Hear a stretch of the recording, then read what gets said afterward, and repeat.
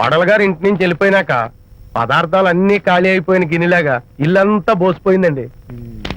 అవునండి, అబ్బాయి గారు కోడలు గారు ఎప్పటికైనా పాలు పంచదారలాగా కలుస్తారంటరా? అందుకేరా భయంకరమైన కుట్ర పంతున్నాను.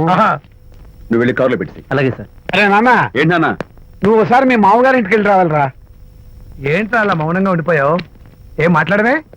ఒకసారి నన్ను కాదనుకుని వెళ్ళిపోయిన తర్వాత శాంతి నాకు పెళ్ళాం కాదు, వాళ్ళ నాన్న నాకు మామ కాడు. ఓన్లే మీ మామగారు కాదు, నా ఫ్రెండ్. ఒకసారి వాళ్ళ ఇంటికి వెళ్ళి రావాలి. ఎందుకు? ఎందుకంటే మీ పెళ్ళైన తర్వాత మీ ఇద్దరం కలిసి ఓ చిన్న వ్యాపారం పెట్టాం కదా. ఇప్పుడు మీరిద్దరు విడిపోయారు, మేము కూడా విడిపోవాలనుకుంటున్నాం. అందుకని ఈ డాక్యుమెంట్స్ మీద ఆయన సంతకం పెట్టించురా. ఈ మాత్రం దానికి నేనెందుకు? మళ్ళీ పంపించు. నువ్వు వెళ్తే తప్పేంటి నాన్న? నేను వెళ్ళాలని రూల్ ఏంటి నాన్న? నాన్న నువ్వు ఎందుకు వెళ్ళనంటున్నావో నాకు అర్థమైందే నాన్న. ఏంటి నాన్న నీకు అర్థమైంది వంకాయ? అక్కడికి వెళ్ళంగానే చమక్కుమని ఈయన గారి పెళ్ళం కనపడుతుంది. దాంతో వీడి గుండె ఢమక్కుమని కొట్టుకుంటుంది. ఆవిడేమో అని ఓ లుక్ వేస్తుంది.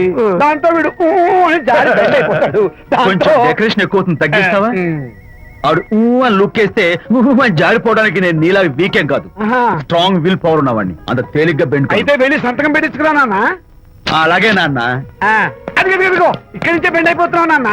నో, అది శబాష్, ఇప్పుడు వెళ్ళు. అలాగే.